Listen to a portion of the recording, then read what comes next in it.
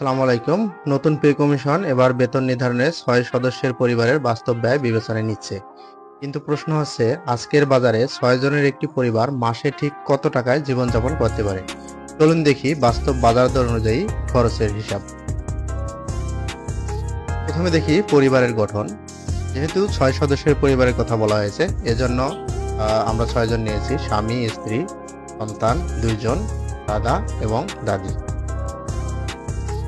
এবার দেখি বিস্তারিত ব্যয়ের বিশ্লেষণ। প্রথমে দেখি খাদ্য ব্যয়।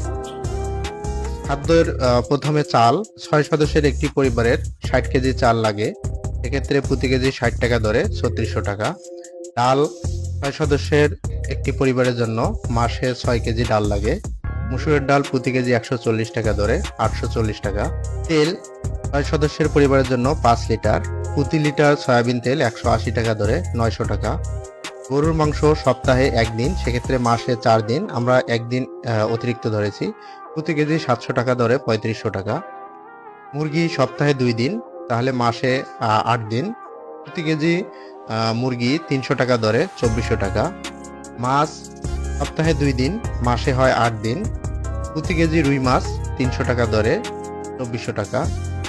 সবজি মাসে ১২ কেজি, প্রতি কেজি গড়ে ৫০ টাকা দরে ৬০০ টাকা। এছাড়াও অন্যান্য খরচ, দুধ, চিনি, মশলা, নাস্তা ও অন্যান্য, এ সকল বাবদ ৩০০০ টাকা। তাহলে মোট খাদ্য ব্যয় বাবদ ১৭,২৪০ টাকা। বাড়ি ভাড়া ১২,০০০ থেকে ২২,০০০ টাকা। জেলা শহরে সাধারণত ৬ সদস্যের একটি পরিবারে ৩ বেডরুমের প্রয়োজন, একটি ফ্ল্যাটের প্রয়োজন, এর ভাড়া ১২,০০০ থেকে ১৫,০০০ টাকা। এটি যদি ঢাকা বা অন্য বড় শহরে হয় তাহলে এটি হবে ১৮ থেকে ২২,০০০ টাকা।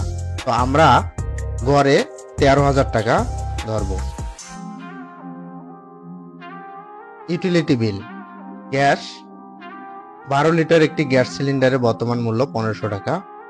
বিদ্যুৎ মাসে ১৫০০ টাকা।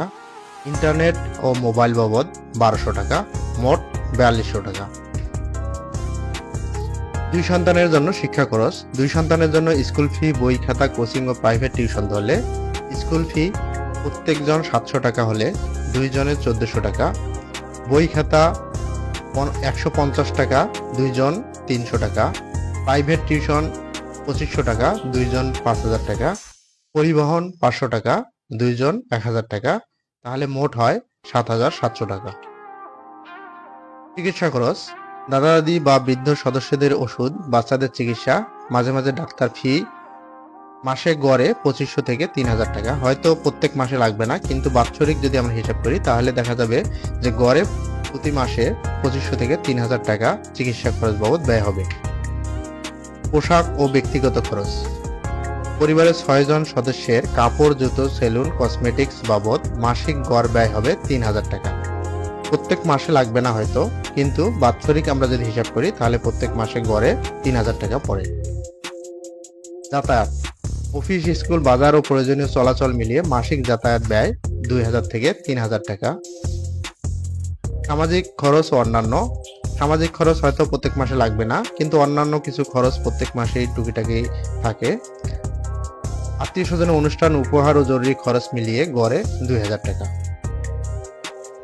তাহলে আমাদের মোট মাসিক খরচের সারসংক্ষেপ দাঁড়ায়: খাদ্য ব্যয় বাবদ ১৭,২৪০ টাকা, বাড়ি ভাড়া ১৩,০০০ টাকা, ইউটিলিটি ৪,২০০ টাকা, শিক্ষা খরচ ৭,৭০০ টাকা, চিকিৎসা খরচ ২৫০০ টাকা, পোশাক ও ব্যক্তিগত খরচ ৩০০০ টাকা, যাতায়াত ২০০০ টাকা, সামাজিক ও অন্যান্য ২০০০ টাকা। মোট খরচ ৫১,৬৪০ টাকা। ৬ সদস্যের পরিবারের মাসিক খরচ বাস্তবে ৫০ থেকে ৬০,০০০ টাকার কাছাকাছি। এখন সিদ্ধান্ত পে কমিশনের হাতে। তারা কি বাস্তব ব্যয়ের সঙ্গে সামঞ্জস্য রেখে নতুন বেতন কাঠামো নির্ধারণ করবে, নাকি শুধু উপরের গ্রেডের কর্মকর্তাদের সন্তুষ্টি অর্জন করবে? আপনি কি মনে করেন ৬ সদস্যের পরিবারের জন্য ন্যূনতম বেতন কত হওয়া উচিত? কমেন্টে আপনার মতামত জানিয়ে দিন।